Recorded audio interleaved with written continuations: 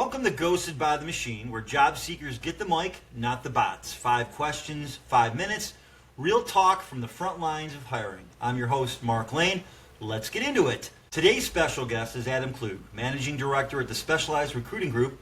Adam is known for being a transparent, results-driven recruiter with a passion for the way employment shapes people, communities, and entire industries. Welcome, Adam, to the show. Thank you for joining us today. Hey, thanks for having me, Mark. I'm glad to be here. Let's jump into the 5. Adam, in your LinkedIn profile, you've described employment as something that impacts individuals, communities, and the business world. What first sparked your passion for this work, and how long have you been in the business for?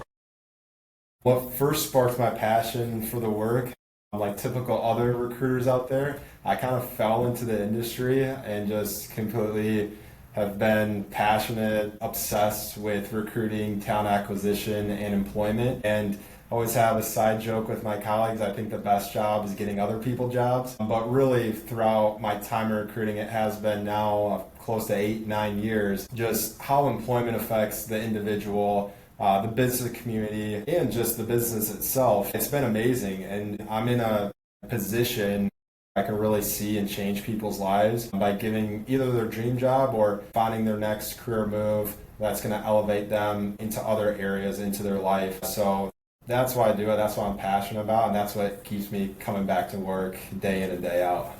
So as a recruiter, what's one common misconception job seekers have about the hiring process, and what do you wish more people understood these days? I think from the candidate side of it, what I see on social media a lot is that topic of the podcast, we ghost people. It happens. It's real. We're not perfect people at the end of the day, but that's what I want, as an agency recruiter like myself or in corporate talent acquisition. We do get sent a lot of applications, resumes, talk with a ton of people looking for work or seeking their next position. And, it's hard for us to stay up and stay in contact with everyone. We try to do our best here as much as we can. But at the end of the day, what it comes down to is just being direct, having that transparent communication and letting a person know where they stand in the process, interview process, and any, constructive criticism we can give them to essentially say, hey, this is what we think, this is what we're hearing. It's not a position, we can help you out with, maybe not a fit for right now, but hey, do you mind if we touch base, in 2 months or, 2 weeks down the road?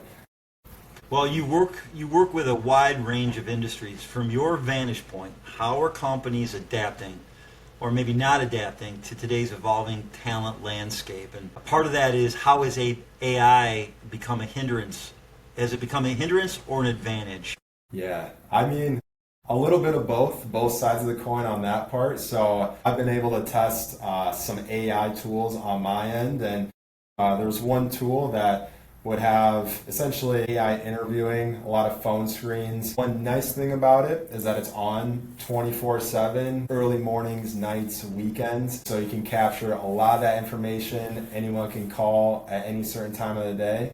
But one of the hindrance about it is that, okay, it doesn't have the human element in it. It might record data, look at data, put that into your applicant tracking system, but it's not showing you really who's qualified for the talent that way.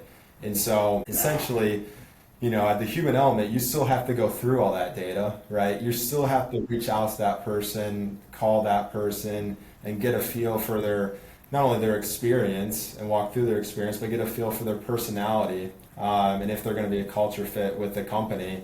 And then even, outside of AI, and how this landscape is ever changing, ever growing, is that, this year, and part of last year too, there was a lot of, changes. They're political, whether in each state, comes down to the cities and the communities. There's a lot of uncertainty, in the market. So when that uncertainty arises, kind of a buzz term I've heard this year, I've heard from multiple industries, it's the no hire, no fire year.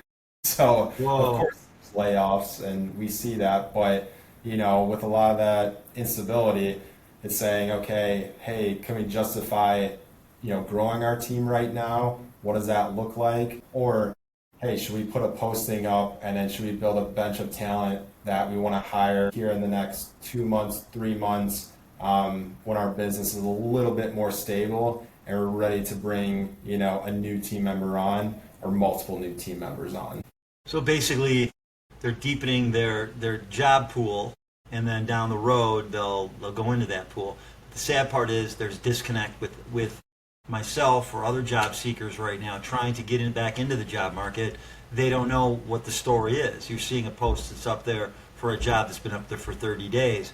Or you receive an email, the Dear John letter at 2 o'clock in the morning thanking you for applying, but they found a better candidate and you have no idea why. And we don't know what is the algorithm really looking for. You go through the job description and okay, I should fit this. I fit this to a T. But then you get kicked out. What's the problem? We don't know. So just some of those things are flying out there, and that's why ghosted is the big word right now, the big buzzword in the job seeking industry. Yeah. You're known for being transparent and results driven. That's not easy in this business. How do you build that kind of trust with both the candidates and the clients? Really with the candidate and my team that I manage, it's shooting people straight. At the end of the day, it's having really direct communication with them and letting each job seeker, each applicant, or any candidate that we talk to, letting them know where we stand or where they stand in the interview process, and what next steps are coming. Even if sometimes we don't know the next steps, we have to say, hey, we don't know the next steps. I've been following up to the client. I've been reaching out to the company. I'm trying to figure those out for you. I'm not going to not tell you that information until I know. I'm going to talk with you pretty much every single day or every other day, just let you know, hey, I'm reaching out. I'm trying to get this information, and just having that, ongoing conversation back and forth each day through that. And so it's tough. It's a challenge. It's an ongoing conversation, and the same thing on our company client side. It's that we want to be in lockstep. We want to be a partner to the business. As transparent as we are with them, we hope that they're as transparent to us so that we're all aligned and there's really no surprises when it comes down to it. Finally, what advice would you give to job seekers right now who feel overlooked, discouraged, or as we like to say, ghosted by the machine? I would say I was just having a conversation like this last week with someone with a company that was doing a layoff, and it really is a mental battle. Don't get down on yourself. Don't get discouraged. It only takes one right, either application or really conversation to hit the nail on the head, but that could be out of multiple interviews, right? And that could be out of multiple conversations. And also, like a word of advice I would give is that even if you're looking for certain position titles, certain industries, what are similar titles, similar industries out there that you can look for, that you can apply for, and never turn down an interview conversation. Even if you're walking into an interview or talking on a phone interview with someone, even if you're not excited about the position and thinking in your head, I don't know if this position is right for me, or I'm not even interested in the company. You never know who that hiring manager knows and their network in the market, or you never know what other opening or position that company has. And so in that conversation, they could lead you to someone else. There could be another opening that you could be a better fit for outside of the position you interviewed for.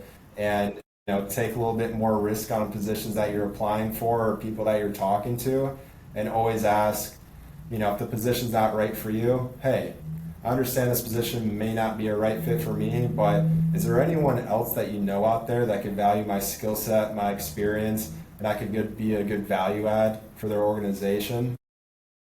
Leave it open-ended and see if they know anyone. Huge thanks to Adam for joining us today and for the work he's doing bringing empathy and clarity into a process that's often anything but. If you're a job seeker or a company looking for a real partnership in hiring, check out Adam's LinkedIn in the show notes.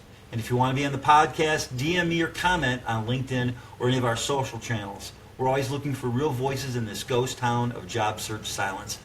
Again, let's make hiring human again. Don't forget to like, subscribe, and share in this if this resonates with you. Thank you again, Adam, for joining us today. Hey, thanks for having me, Mark, and good luck on the job search.